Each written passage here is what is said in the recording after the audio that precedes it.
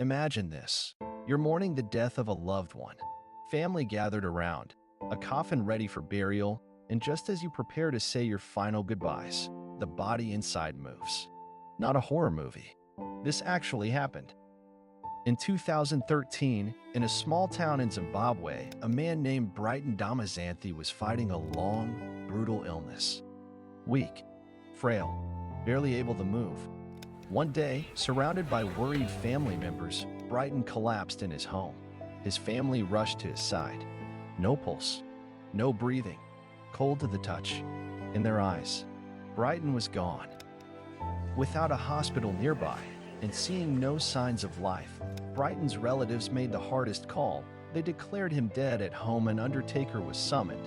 His body was taken to a local mortuary, where workers began preparing for the funeral. But what they didn't know was that Brighton wasn't dead at all. As mortuary workers arranged his body for embalming, the process of draining fluids, something terrifying happened. One of the staff noticed a slight twitch. Then, Brighton's chest began to rise and fall, ever so slightly. He was breathing. The workers dropped everything. They screamed. Some ran out of the building in fear. Because honestly, imagine seeing a dead body suddenly take a breath. When they finally gathered their courage and returned, they found Brighton confused, disoriented, but very much alive. Word spread like wildfire. To the locals, it was nothing short of a miracle. Some said it was divine intervention. Others whispered that it was a sign from the ancestors.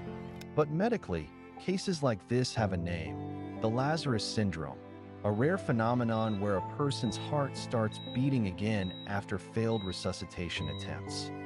Sometimes, a heart slows down so much that it becomes undetectable to the human eye, especially without proper medical equipment.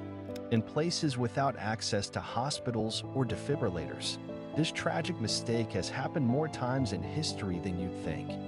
Brighton made a full recovery after his terrifying ordeal. He returned to his normal life, a walking, breathing proof that life can be unpredictable, fragile, and sometimes miraculous.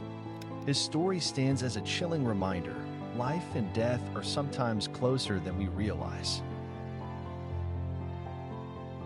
If you thought this story was unbelievable, you haven't heard anything yet. There are even more real stories of people surviving the impossible. Hit that like button if you want part 2. And don't forget to subscribe for more real stories.